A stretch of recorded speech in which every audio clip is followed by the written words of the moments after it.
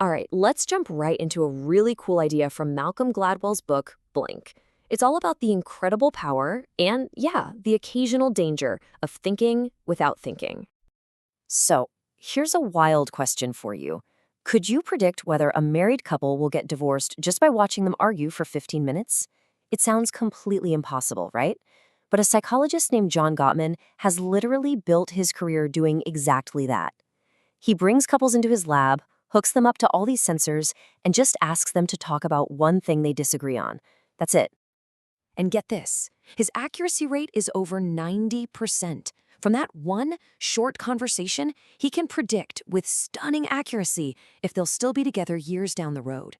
Now, he's not a mind reader. He's just figured out how to spot a very specific, very telling pattern in how people interact. So what's the big secret? What's the one thing he's looking for? It's not how much they argue, it's not even criticism. The single biggest red flag, the real relationship killer, is contempt. That sense of disgust. As Gottman puts it, it's when one person talks down to the other from this higher, superior place. Once that creeps in, the relationship is in deep, deep trouble. So what in the world is going on here? How is Gottman seeing so much in such a short amount of time? Well, this incredible ability isn't just for psychologists. It's actually a tool that every single one of us has. We just might not know we're using it. Gladwell has a name for this. He calls it thin slicing. Think of it like your brain's hidden supercomputer. It's this amazing ability our unconscious has to find patterns and make judgments based on tiny, razor-thin slices of experience. It's that gut feeling, that first impression that happens, well, in the blink of an eye. And once you know what to look for, you see this stuff everywhere. Think about a basketball player with amazing court sense who just knows where everyone's going to be. Or a great military general who has what they call coup d'oeil, the power of the glance, to instantly size up a battlefield. Even an expert bird watcher who can identify a bird from a split-second glimpse of its gist, its general essence. It's a truly fundamental human skill. Okay, so this works for relationships, for sports, but what about a field where you'd think slow, deliberate, rational thought is absolutely everything? Let's talk about modern medicine. So researchers digging into malpractice lawsuits discovered something pretty mind-blowing. The chance a doctor will get sued has almost nothing to do with how skilled they are or how many mistakes they make. Seriously, the number one factor? It's simply whether or not their patients like them. And this chart just lays it out perfectly.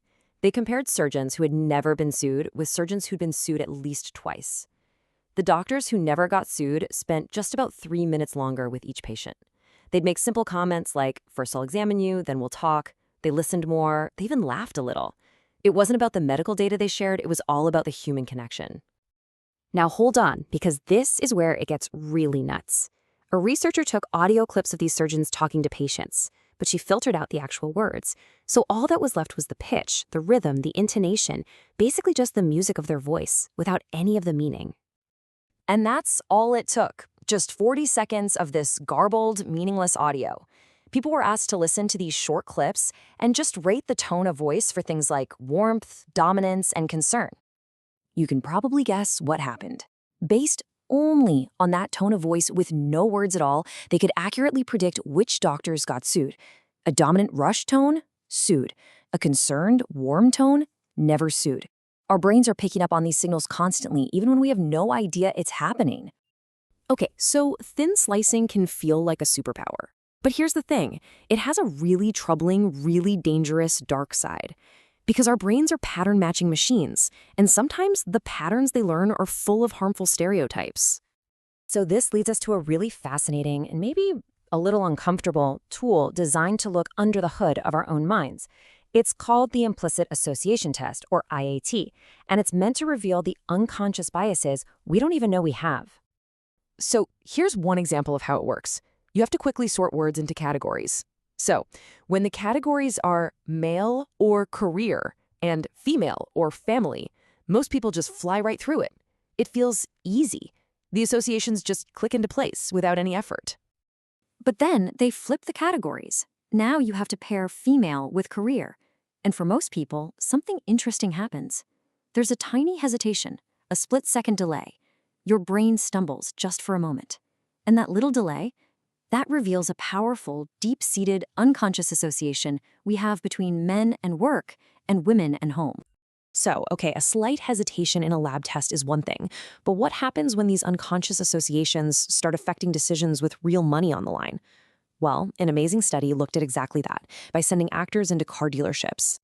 And the results are, well, they're just stark. The first price offered to white men was, on average, about $725 over the invoice price. For black men, it was almost $1,700. In that quick, thin slicing moment, the salesperson's brain made an instant, deeply biased judgment about who they could squeeze more money out of. So, what do we do with this? This power of the blank is clearly both a brilliant tool and a source of profound error. How are we supposed to navigate that? The first step, Gladwell argues, is we just have to acknowledge it. We have to respect that our gut feelings can be incredibly smart, even when we can't write out a neat, logical explanation for why we feel a certain way. Sometimes we just know without knowing how we know. And here's the tension, right? Because our modern world demands the exact opposite. We're told to show our work, to footnote our sources, to justify every decision with hard data. We're literally trained to distrust our intuition, even when that intuition is the result of a very powerful, very fast form of thinking. And that really is the ultimate takeaway from Blink. Your gut, your intuition, can be a genuine superpower, but it can also be led astray by your biases.